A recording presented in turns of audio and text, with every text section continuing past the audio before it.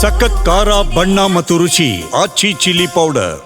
5 ವರ್ಷವೂ ನಾನೇ ಮುಖ್ಯಮಂತ್ರಿ ಆಗಿರ್ತೇನೆ, ಸಿಎಂ ಆಗಿ ನಾನೇ ಮುಂದುವರಿಯುತ್ತೇನೆ, ಮುಂದಿನ ಬಜೆಟ್ ಕೂಡ ನಾನೇ ಮಂಡಿಸುತ್ತೇನೆ ಅಂತ ಹೇಳಿ ಇವತ್ತು ಮತ್ತೆ ಸಿಎಂ ಸಿದ್ದರಾಮಯ್ಯ ಈ ರೀತಿಯಾಗಿ ಹೇಳಿಕೆಯನ್ನು ಕೊಟ್ಟಿದ್ದಾರೆ.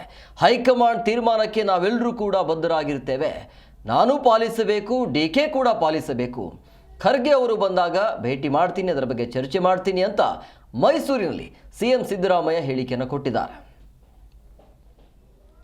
ಹಿಂದೇನು ಮಾತಾಡ್ತಿದ್ರು, ಹೈಕಮಾಂಡ್ನವರು ತೀರ್ಮಾನ ಮಾಡೋದು, ಲೀಡರ್ಶಿಪ್ ಚೇಂಜ್ ಮಾಡೋದಾಗಲಿ, ಸರ್ಕಾರ ರಚನೆ ಮಾಡಿ ರೀಸಫಲ್ ಮಾಡೋದಾಗಲಿ, ಯಾರು ತೀರ್ಮಾನ ಮಾಡೋದು? ಹೈಕಮಾಂಡ್ನವ್ರು ಮಾತಾಡಿದಾರ? ಏನು ಮಾಡೋಕ್ಕಾಗಲ್ಲ. ಈಗ ಕೆಲವರು ಹಿಂದೇನು ಮಾತಾಡ್ತಿದ್ರು, ಈಗಲೂ ಹೋಗಿ ಉಂಟು. ಬಜೆಟ್ ಮಾಡ್ತೀನಿ, ಹೌದು, ನಾನೇ ಮುಂದುವರಿತೀನಿ, ಬಜೆಟ್ನು ನಾನೇ ಮಂಡಿಸ್ತೀನಿ. ಹೈಕಮಾಂಡ್ನವರು ತೀರ್ಮಾನ ಮಾಡೋದು, ಲೀಡರ್ಶಿಪ್ ಚೇಂಜ್ ಮಾಡೋದಾಗಲಿ, ಸರ್ಕಾರ ರಚನೆ ಮಾಡಿ